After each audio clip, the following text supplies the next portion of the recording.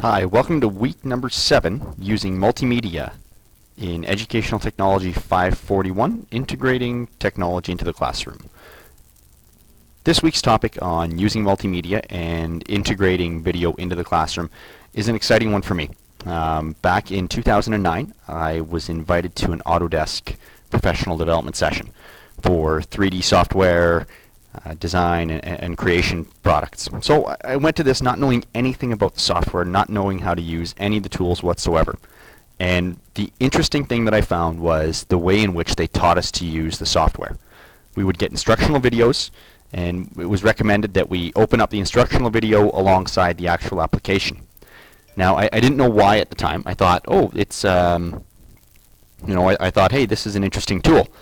Well, about 4 months later, my parents said, hey, we're thinking of building a new house and drawing some blueprints. What do you think? And I said, oh, I've got this cool tool. So I opened up the computer and opened up this software I hadn't used in 4 months. And, without missing a beat, I was back to doing the same stuff I was doing before. It was no big deal. So that got me thinking, hey, wait a second. Maybe I need to be doing this in my own practice. So from that point forward, I started developing crude renderings of videos that I would throw into my courses, more than anything just out of interest. What I noticed was I stopped getting a whole bunch of questions for clarity around the assignments that I used the videos for. Students were completing those assignments on a higher percentage basis, and in turn their marks started to go up. So that's when I thought, hey, maybe I need to use this more often.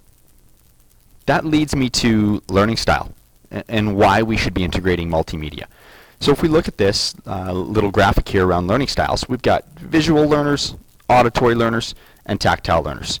When you're creating videos and putting videos in there, this really helps students that are visual. They can see it happening. They can watch what you're doing, or they can watch the video and see how something's done if it's an instructional piece. If they're auditory learners and you voice it over like this video's done here, they can hear the instructions, they can understand what it is they're supposed to do. And if they're tactile learners, that Autodesk example that I used, that really fits. Now they get to actually practice what it is they're learning to do. So some really interesting pieces here around students' learning styles that I think we as teachers need to pay attention to. The next little interesting piece is this TED Talk video, which I'm going to link in the blog here that you'll find just after this video. And this really got me thinking. As this gentleman did a study that you can read about, or sorry, that you can watch. Some of you may have already seen this video. But what's really interesting is this notion that we replace the teacher with a machine if the machine can do the job as well or better than the teacher. And if we look at the common thread here that we're examining in project-based learning, we're really not trying to get rid of teachers because we're still going to need us. But what we're trying to do is bring other experts into the fold, bring other methods and forms of instruction into the classroom. That's going to free the teacher up to work with other students to do what we do best, which is teach.